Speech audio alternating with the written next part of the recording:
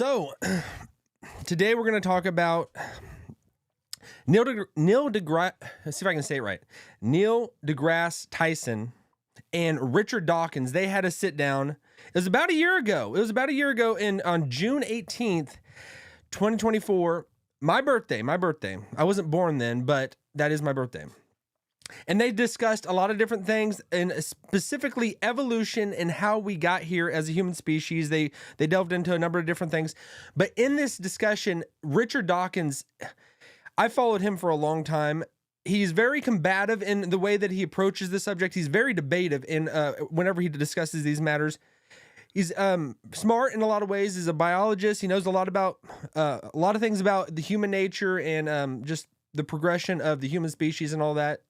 But I just want to dive into this because it's going to be a little bit lengthy, and there's some things that they talk about. And Neil actually brings up the chicken and the egg situation. It's kind of funny in the way he describes it and what came first. But the meat of it is towards the end of what Richard says, and when he outlines the adaptations of the human progression in evolution. This is Evolution. The show, my show, it's called Evolution. I love that name. I said that is the reason I call it that. I love that name. I love it. You know, my name is Brandon Fogel. Let's just dive into it right now. Let's get into it. There's a lot here. Mm-hmm. But that was the idea. Was it you? Yes, it must have been you, because who else would do this?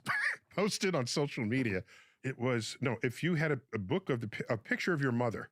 I think you're thinking of your mother's mother. Yeah, you pile them up. It's just one of many ways of dramatizing the enormity of geological time. I forget exactly how it goes. There are lots of ways of doing it. I mean, no, but you do this, and if you keep doing it, one of those pictures is a fish. Is a fish. and yet, every single generation looks like the previous one and the next one. There's no sudden. There's no sudden. It's not sudden. And many people can't grasp this. They think, well, there must have been a time when it stopped being a fish, and but there wasn't. It just gradually changed. Okay, so just right there, I this is the struggle that I'm having. I'm been looking into this. I've really been researching it. I'm reading the origin on the origin of species by Charles Darwin. I'm reading that now. I'm studying a lot of just things about how we got here, the records that we have. It is still a very big struggle for me, and I'm trying to understand because because most of my life I just accepted that this is what it was, because we always saw going to school that the progression of humans, like from apes to now, the transition, the Neanderthals and all that, how we just became a human. And to me, I just accepted it early on. And the more that I'm looking at it, and really now from a different point of view coming at it and trying to really grasp it, it is not making sense to me right now. It still seems like you would have to have a little bit of faith to buy into this, but I'm not. Richard says that it just takes so long, and people don't understand it. You wouldn't see a sudden change, and that's why you need so many years. That's the way I'm getting it. But let's just continue. Okay, will you allow me, given this, which I completely understand, you have to allow me my explanation for the chicken and the egg. Okay. Okay. So I tell people, but I've never gotten your blessings on this. Can I use that word with you? Yeah, of course. I'm all for blessings. Okay.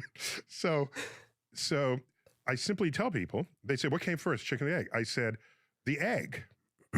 It was just laid by a bird that was not a chicken. Yes. Right there, my argument would be that the chicken came first. The chicken came first. But I've never heard of that. I've heard that before. Like, how do you get the chicken and egg kind of thing? And Neil says the egg was laid, but not by a chicken. It just somehow miraculously became a chicken, it would seem. But let's continue. That's a fair statement. I mean, I'm compressing a billion, 100 million years of time there. Yes. But at some point, you're going to say what comes out of the egg is a chicken. But that's a genetic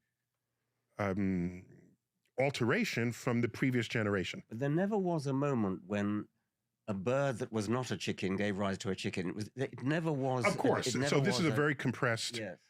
it's a shorthand Yes. for what you just said with the Yes. book of your ancestors, Yes. going back to the fish. Yes. I mean, I once had a letter from a lawyer who said, roughly speaking, evolution can't be true because a species is defined as members can always interbreed with each other. And you can't imagine that there was a time when child generation was incapable of breeding with the previous generation. Of course, you couldn't. But he thought that meant that somehow evolution was invalid. He couldn't grasp That the everything fact. was specially created. Yeah. Yeah. Everything is, it's a gradual process all the way through. And as you step back through your ancestors, they become slightly less like a human, but you never notice it as you walk past them. If you imagine... I want to see a fish. Okay.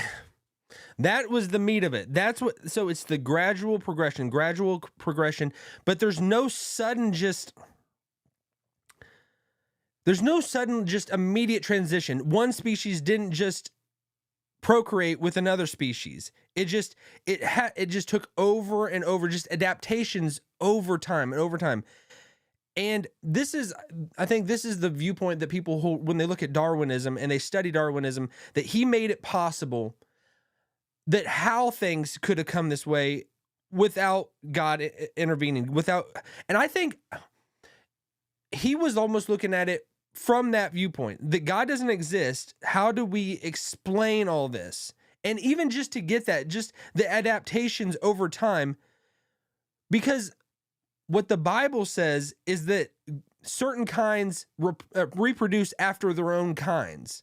And I think even as we see right now, you can't have, I guess if you're just thinking of, so right now we got dogs, or wherever they are at, right? Whatever they're going to morph into, whatever species right now is, they're going to morph into by just over and over within that own species. It's just reproducing, and then it suddenly becomes something new.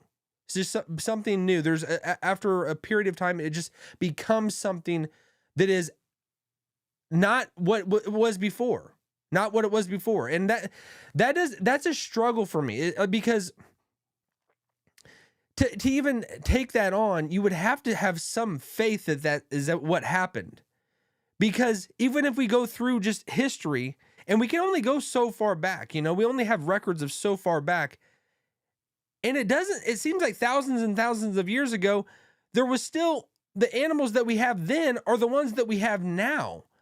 And it doesn't make sense that even if, like, say we started at the beginning, we were all bacteria, and then the bacteria started just growing, and life started just kept going somehow, and reproducing itself. And it's like a tree, like the roots in a tree, and it just starts like from one beginning point of life, and then it just keeps reproducing, and it just starts.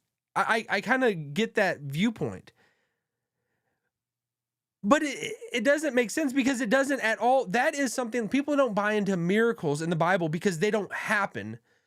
The same stuff that has happened in this viewpoint,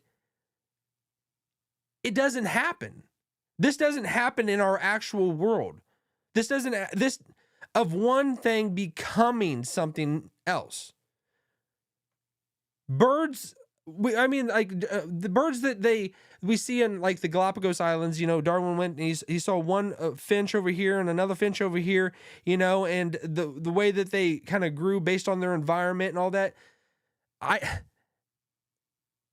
It doesn't seem plausible to me that just because one thing adapts to its environment, that it becomes another thing. A bird doesn't suddenly just become an elephant. Certain things, like even if you try to crossbreed things, which like, is it you make a donkey and a horse and it creates a mule, but then a mule cannot reproduce any further? It seems like God has put gaps in place, stop gaps, that things like this can't happen. A woman or a man can't have sex with an animal and then have another a new thing. A thing doesn't come into existence, doesn't actually have a baby. I don't see that. That doesn't make sense to me. But I guess if you're saying it within your own kind, so like, I guess right now we are humans and we are only be able to procreate with humans, and eventually something's going to emerge out of us. Maybe that's the way that is taking this. And I get sort of what they're saying, but to me, like, no matter how much you stretch this and try to like understand it, it takes an element of faith. You have to have some type of faith to agree with this. That's my whole thing, you know? Like, even within the human species. So like, it is something that like kind of always trips me up, you know, is that we do have everybody has all different skin colors. Like, how did that all happen, you know? And I'm kind of throwing this in here because according to, does that mean one of the races is the better race? That is going to be the naturally selected one that continues, and the other ones are kind of going to go away or somehow fall out of the whole chain of everything. Is that something within that worldview? Is that viewpoint that natural selection is making its thing? Because that has always tripped me up. Like, how did we become, even if so God made all humanity from one man. That's because that's my viewpoint. He made it from, but how did we all get the different colors of skin and different? The only thing that I can make sense of that, and this is kind of a little bit different than what they're discussing, but the God creates everything, and then whenever he separates the peoples and across the world, and then one group of people is in one area of the world, another group is another area of the world, and they start adapting to their environment, and then maybe just that descent, and then they become more and more like that pigmentation, that color, and that different ethnicity and all that. That's the only thing I can make sense of that, you know, because that is something I'm curious about. Like, I've always, even as a believer in God, like how that happened. Is that maybe fall more in line with the evolutionary progression of the human species? Is that an explanation for it? Like, or is that something completely out of left field? Because that is something I've always been curious about. Like, how did we all become so different?